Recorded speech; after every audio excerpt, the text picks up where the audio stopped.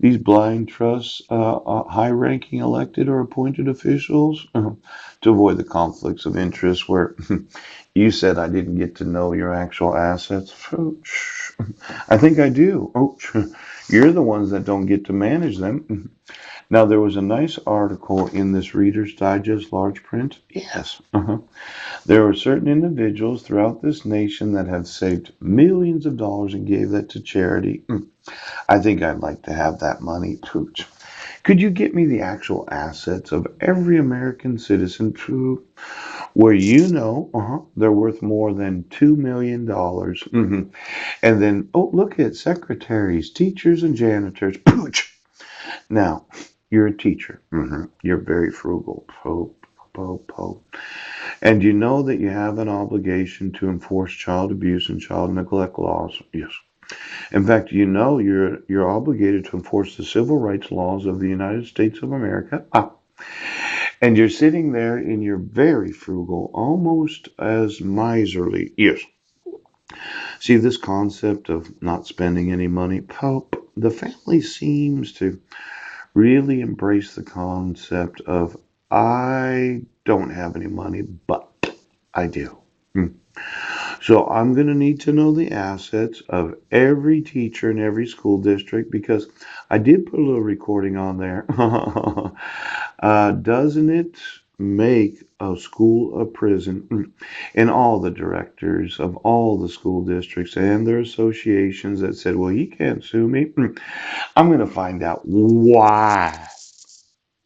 You're in the Directors Association of Retired Professionals that worked in school districts that think that you need to have video surveillance cameras in every school in the United States of America. Poop. You know, a lot of times when you're sitting on $1 to $2 million worth of assets, yes. Because being a teacher treated you good for 25 to 30 years. Then you came to find out, oh, why is that? By the way, this, anyway. I'm thinking for every fucking one of them right now. See, it's one thing to be one of these teachers where you don't really have much assets. You just got into the profession. Yeah.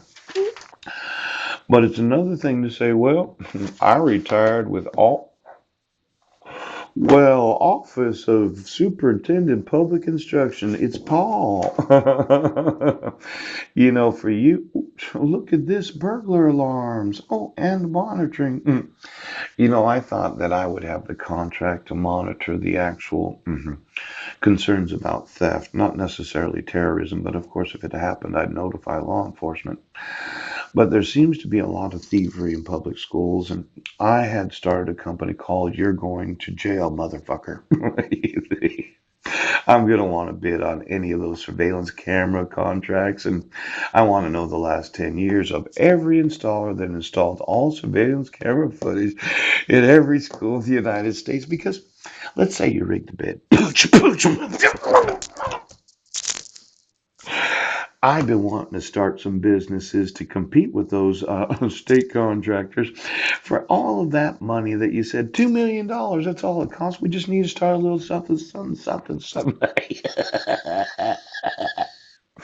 Well, I'd like to be in the business of getting that government money to install video cameras. And of course, mine are as good as yours, aren't they? I had learned one thing working in a bank. Pooch, pow, pow. There are video cameras that do not see every corner of the earth.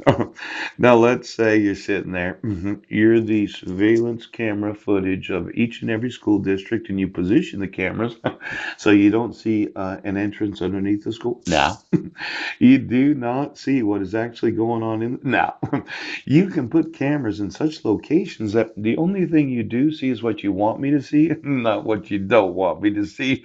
Now, as stupid as this sounds, okay, it sounds stupid.